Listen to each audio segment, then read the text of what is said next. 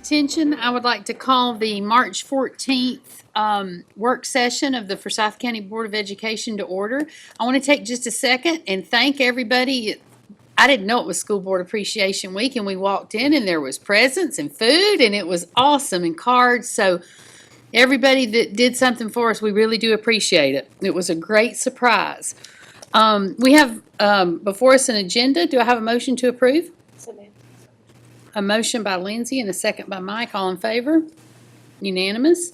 Now we'll do the welcome and pledge. I already did the welcome. I pledge allegiance to the flag of the United States of America and to the republic for which it stands, one nation, under God, indivisible, with liberty and justice for all. Okay, first we have presentation and discussion items. A, Forsyth Teacher Academy update with Dr. Salome. And Dr. Dugan. And Dr. Dugan. Good afternoon. It is my pleasure to introduce Dr. Michelle Dugan to you.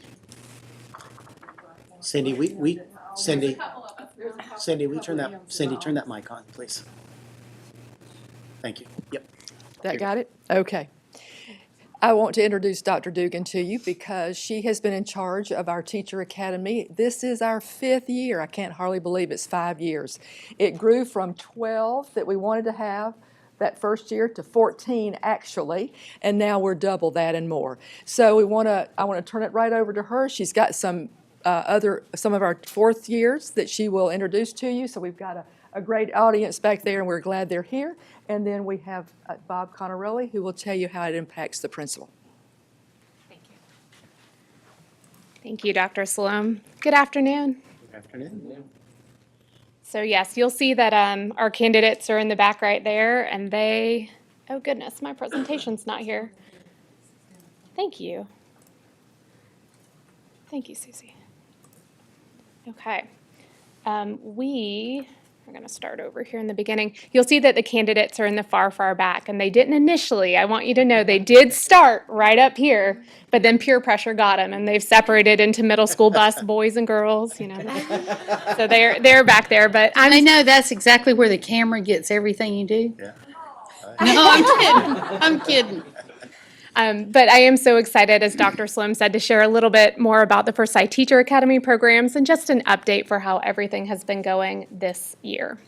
So, as you might already know, our Forsyth Teacher Academy programs span 3 different categories and, of course, are aligned with both elements of the strategic plan as well as many of the governance goals. Those programs are really divided into 3. So the first being induction and mentoring. We know it is more important than ever that our newest novice teachers have the supports they need to feel successful in the classroom. So not only our new teachers, but also veteran teachers who are coming new to Forsyth, we offer and extend that guide on the side, a partner for them to feel successful in our schools. We also house 4 endorsements under the Forsyth Teacher Academy umbrella. We'll talk about those in just a moment. And then, of course, our Georgia TAP program, which is a GAPSC-approved program for alternate certification in the state of Georgia. And, of course, none of this work happens in a vacuum, and none of it happens alone. We have an incredible partnership, not only with RESA's universities, but also within our system and our community partners to be able to provide Forsyth Teacher Academy programming. So you see some great names you may be familiar with here on the advisory board. We do make decisions collectively when we do need to change something or improve it, so we're continuously looking at that data improvement cycle to be even better. Something that's new this year is we really wanted to ensure we had a voice of a completer, one of our candidates who had gone through the program and maybe had a specific lens they could offer. So we've added Miss Abby Adams. She is a math teacher at Forsyth Central High School. She's also a Forsyth County Schools graduate, and we thought her voice on this advisory board would be particularly important as we made decisions. So first, just a couple updates on induction and mentoring. Of course, any year that we open a new school, we see a pretty big increase in the amount of first-year educators we welcome to our district. So you see some friends from New Hope there who are being welcomed, but we did honor our induction leaders and mentors. They could have the sticker that you see in the top left right outside their doors. We had celebrations for them, so that's been a really good improvement we've done this year. Also, we've partnered with the Georgia Department of Education, who is trying something new. So the DOE is looking at induction programs throughout the state, and they've decided that they want to make a way for districts to align their induction priorities with what the state says is required, but also some ways to kind of evaluate our own programming. So we actually applied to be part of that advisory team. I have a little bit of helium hand. Like if it's going to benefit our county and our schools, my hand goes up. And as a part of that work, we've been able to reflect and grow our own programming, and that's been really nice to talk statewide about induction and mentoring. And of course, we also shared out at the yearly State Induction Summit, and that was a great experience to connect with like systems as well. Many of you know that we have our district welcome day in July every year. So we welcome our newest staff members, whether they're new to the profession or new to us. And we're really wanting to engage them in the work in Forsyth. So you'll see Dr. Bearden there, and yes, that is Dumbledore on the slide behind him. I'll let him decide if he wants to share that quote. But new this year, we really thought about how can we connect our new teachers to the supports and the content that we offer. So in the top right-hand corner, you'll see some of the breakouts.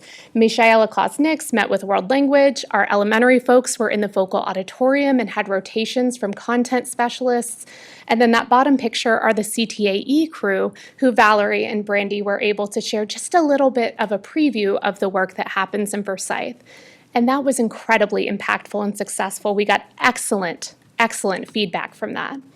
So going forward, one of the things that Dr. Salome has really incredibly championed and prioritized is we know how that early engagement of new staff is incredibly important to their employee experience. I remember when I got the call that I was going to be able to work in Forsyth County Schools. I remember who called me. I remember that principal. I remember that moment. For a lot of our folks, that might happen in March, and we don't really see them face-to-face again until July. So Dr. Salome worked with all of the departments and came together to think of the Forsyth Connect. So on June 2nd, early this year, they'll get their computers, they'll get their resources, and they'll start building those relationships with our content specialists to be able to access everything they need over the summer to be successful.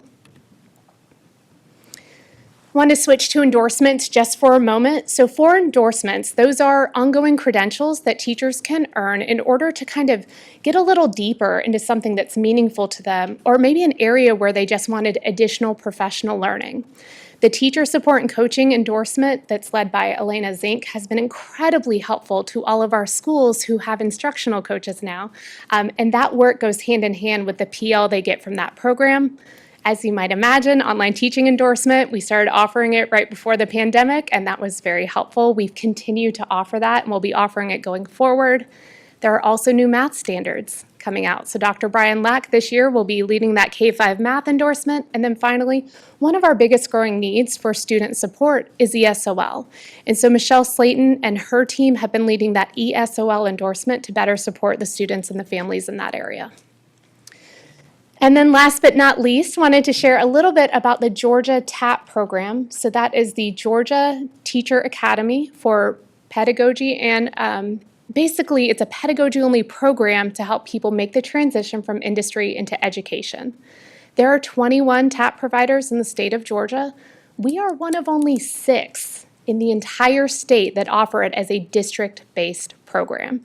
And we're so thankful to the board for the foresight to approve that and offer that to us. In the state, we also see an advanced stage. I think 34 is pretty young, but they do call it advanced stage entry for education. And 61% statewide come to us with advanced degrees, and we see that very closely mirrored in our own local data.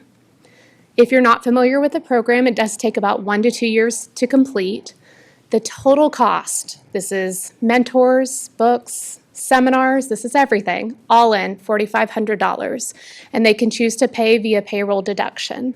If you've looked at any college prices lately, or you've got kids in college, you know that's a very, very reasonable cost for this type of a program, but also we're the lowest cost in the state, except for the one program that charges nothing. And we can't quite beat that yet, but we're proud to be second on that one. When our candidates stay with us, and they do stay with us, for their 4th contract, we will issue them a $1,000 rebate. for that, staying with Forsyth County Schools and continuing to serve in our community. So when you sign your fourth contract, you get $1,000 back.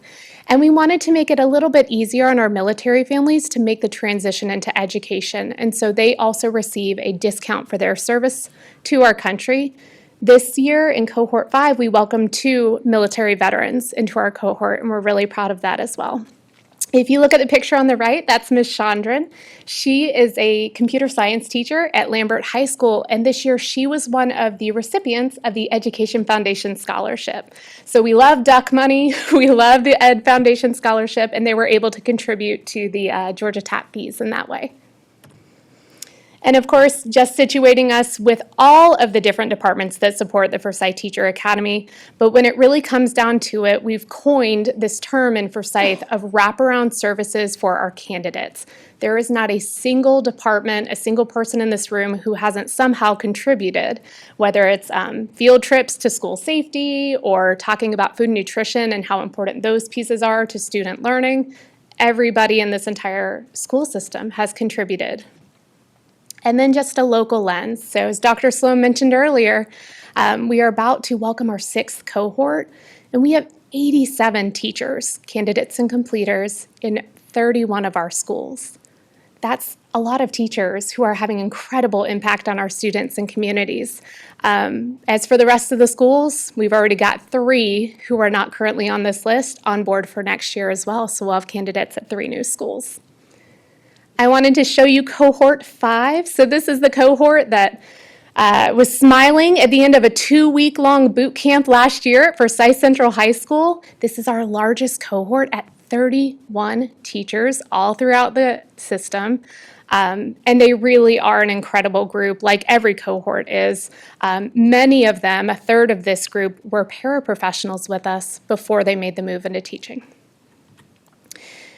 And as Dr. Sloan mentioned earlier, I did want to invite a principal lens. So in the past, you've heard from me, you've heard from some of our partners, but I wanted you to hear from a principal what this program means and what it has looked like from that seat in our system. So Mr. Conaroli.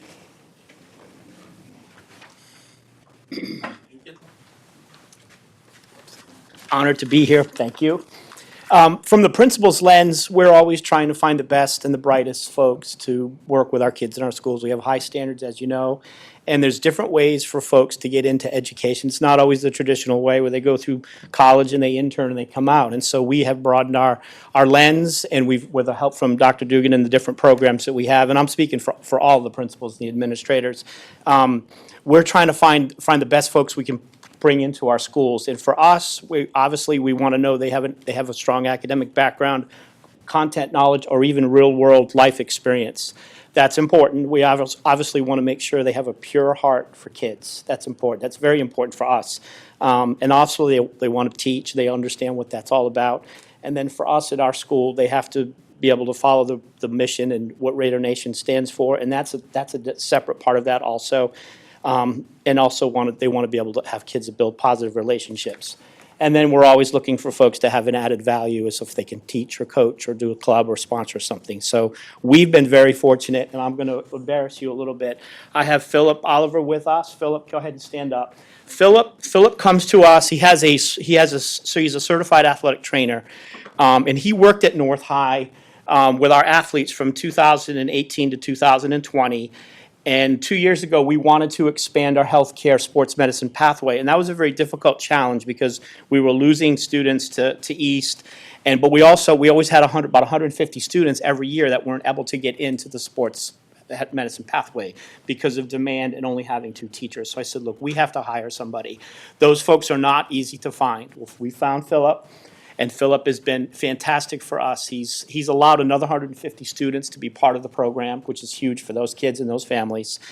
He helps us with CTSOs and HOSA and blood drives, and he's just fit in wonderfully at North Forsyth High School, and we are so happy to have him.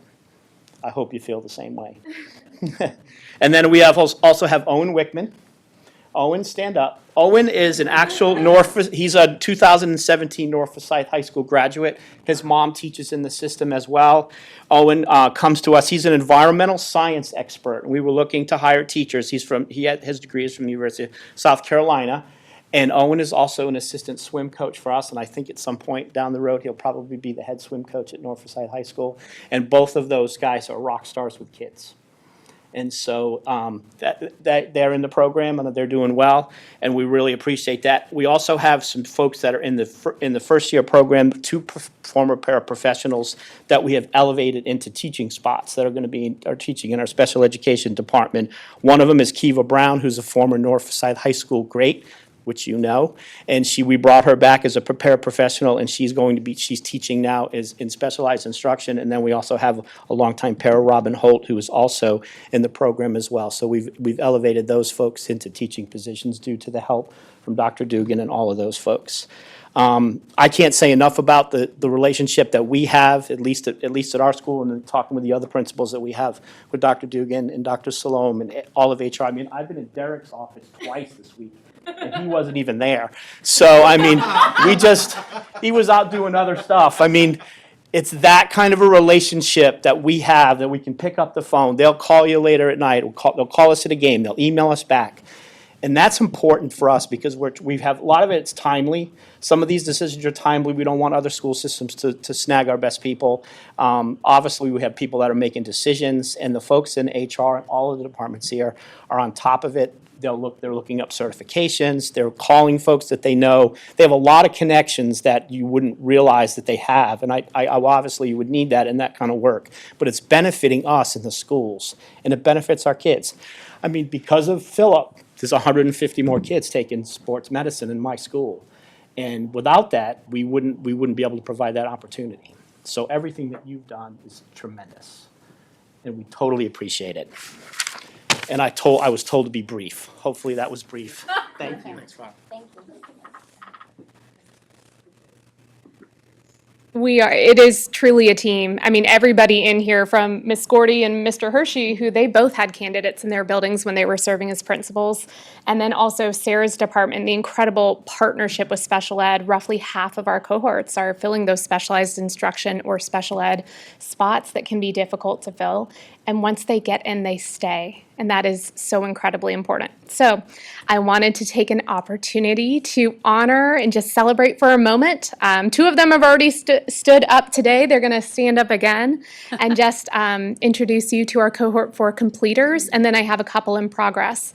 As you've already heard, I've got some folks who aren't here tonight because they're not only teachers in the classroom, they're teachers on the field as coaches. They are out in the community. Some are picking up their own children because most importantly, they're also moms and dads of our community who send their kids to school with us. So there may be a few folks not here, but let's celebrate who is. So Mr. Braniff Bonaventure, who teaches special ed at South Forsyth High. Miss Emily Castleberry teaches special education at Chastity. Michelle Corin couldn't be here tonight. She teaches special ed at Shiloh. Anna Maria Crane could not be here tonight. She teaches Spanish at DeSanta Middle. Amber Gravett, we're picking up kids left and right, doing the carpool shuffle, special education at Vickery Creek Middle. Sarah Hammond teaches special education at Big Creek Elementary. Mr. Philip Oliver, Healthcare Science, North Forsyth High. Miss Amy Robbins is here. She teaches special education at Whitlow Elementary.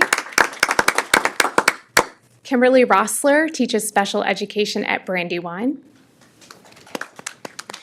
Harley Thomas teaches special education at West Forsyth High. Andy Turner is also not here tonight. He teaches science at Forsyth Central High. And Owen Wickman teaches science at North Forsyth High. And last but certainly not least, with that Z last name, Mackenzie Ziegler was chosen to be the marketing teacher to open East Forsyth and their marketing programs, so East Forsyth High School. And so for years, I guess this is the 4th year now, I've been able to share this quote that really drives the way we feel about supporting teachers so they can support their students and families. This idea that every student deserves a great teacher, not by chance, but by design. And so through the programming, we hope to provide the wraparound supports needed so teachers can find success, stay with us, and our families can have a positive school experience. Any questions? Questions, comments? Is this mine? Mhm. Thank you. I think this is great. I mean, I love everything about this. I like that you have the helium hand because I feel like everyone, since I've joined on the board and learned more about everything that goes on, we do lead. You all are all leaders, not only in the district, I mean, across the state and across the nation. And I love that. I think that's why the district is so great, is because we have experts in human resources. We have experts in the classroom. So you are able to get the best, and then you always strive for the best, which I think is just awesome. Personally, for me, I taught 1 year. I went to school for teaching 1 year because I felt lost. I was lost. I was overwhelmed. It was 20 years ago in DeKalb County.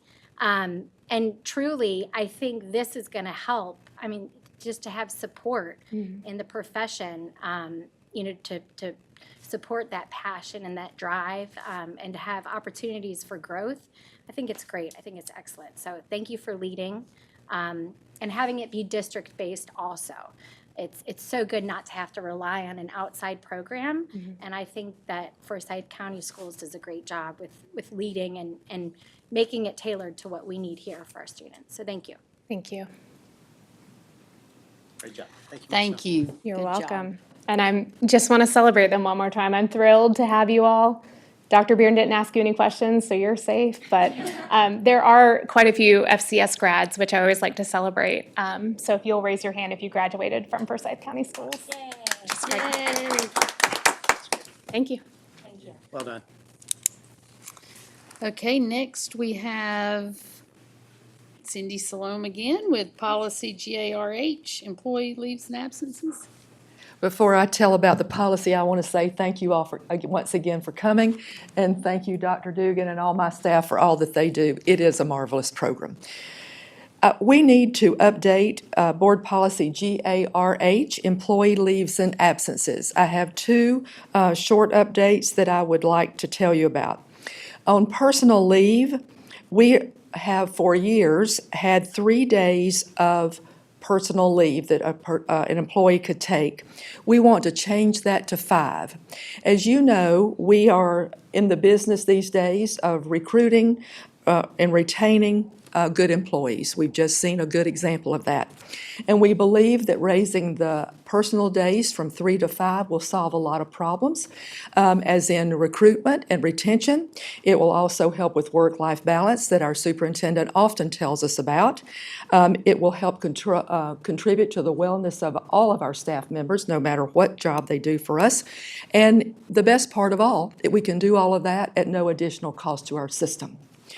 The other part that I'd like to update on employee leaves and absences is the jury and witness leave. We realized that we did not have enough of the correct wording on that area.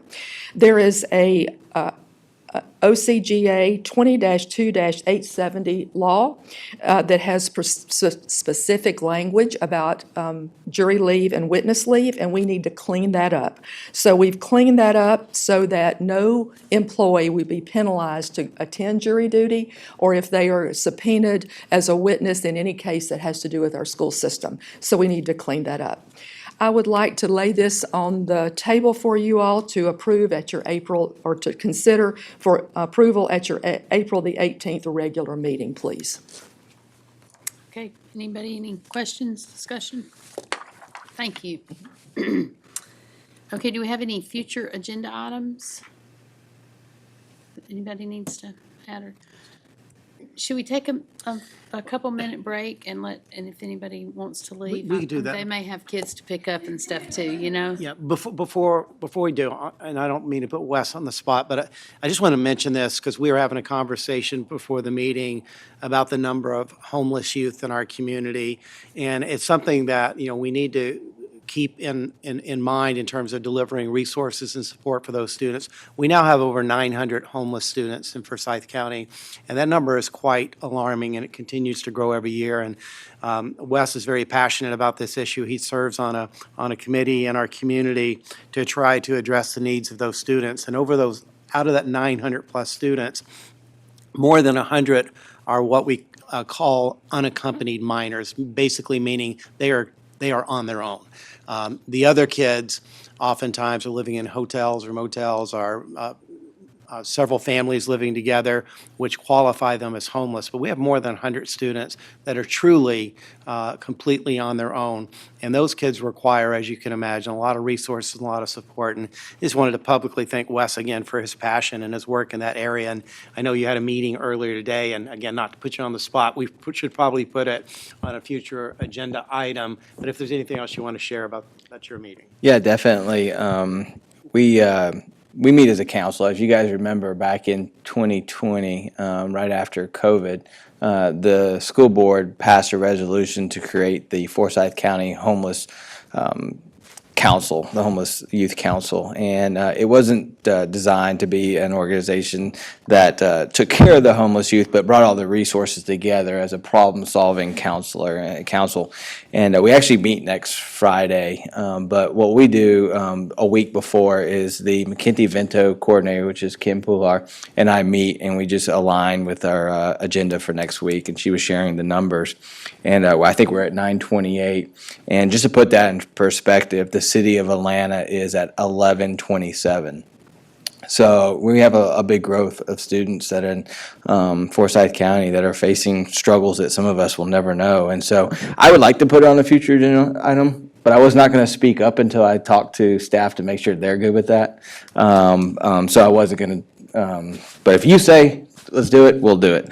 And we'll do a presentation for it. We have some It'd be exciting, good, great things to like do. the McKinney-Vento and all that stuff to kind of have that explained. Yeah, definitely. We've had Kim do that before, but Yep. it's been a while. I think Yeah. it'd be a good idea to bring that back. And then we have like 3 or 4 action items that we'll confirm next Friday. And so we'll share those action items because I think we could use you guys' help. So thank you for that, Dr. Bearden.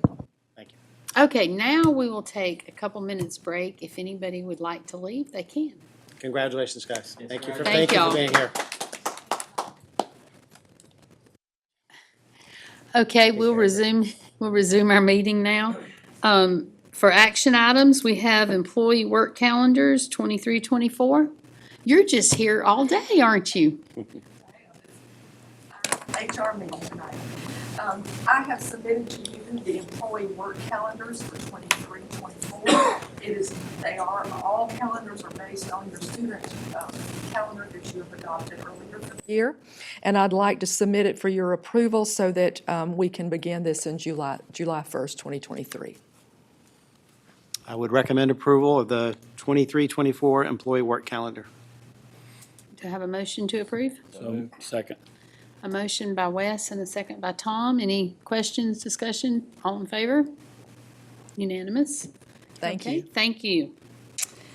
And next, we have a renaming request for Big Creek Elementary. Good afternoon. Do you guys have that before you? Okay. We have 2 naming requests tonight, this afternoon. The first one I want to share some details with because I love the background story to it. Big Creek Elementary would like to request that they name their auditorium, which I know many of you have been in since it's the original one to their building. They would like to actually name it, it doesn't have a name other than Big Creek Auditorium, after Mrs. Mary Mathis. Miss Mary was actually part of the first class at Big Creek Elementary from the 1939 class. She later married a gentleman from that community, and they raised their 3 children after 60 years of marriage in the Big Creek community. She, whenever her children enrolled in the school system, she immediately became involved in the school. She was one of the founding members of their PTA, and she and her husband actually installed the school's first indoor bathroom. I love that part.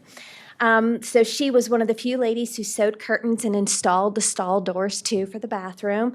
And then throughout the years, she baked many cakes throughout the 80s and 90s for the staff. They were very involved in Partners in Education.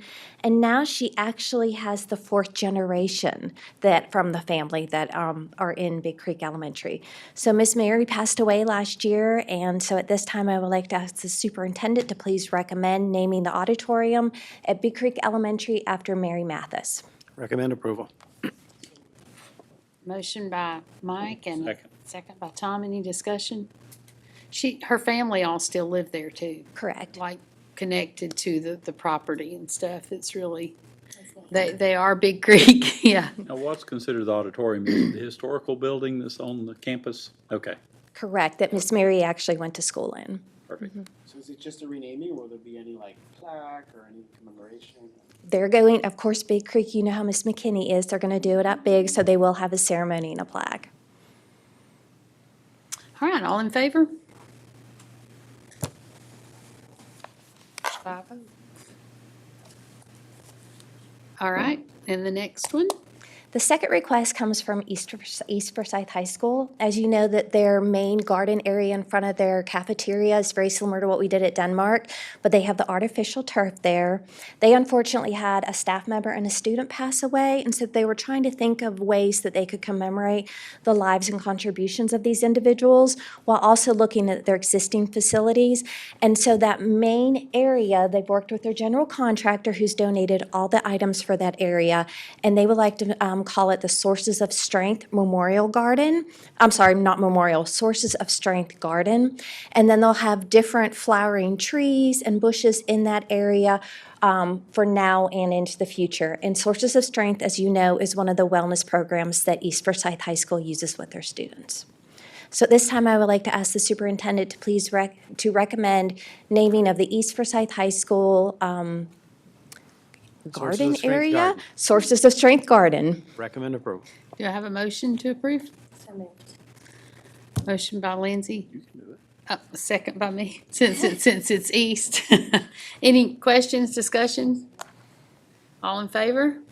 Unanimous. I do you want to read, can you read that, what it's gonna say, or isn't it gonna? I do not have that on my laptop. Do you have that? Do you mind, Mr. Valdez, reading that? Yeah. I just love it. I Yeah, do read too. that. Mhm. Did you get for being overachiever? All right. It says, Sources of Strength Garden, to celebrate the lives and contributions of our past One East family. May we be like a tree, stay grounded, enjoy your unique natural beauty, bend before you break, and connect with your strengths. Turn over a new leaf, keep growing. I didn't write that. Thank you. I like it. Yeah, those are both good things. Okay, do I have a motion to go into executive session for personnel? So moved. Second. You pick. Okay, motion by Tom, second by Mike. All in favor?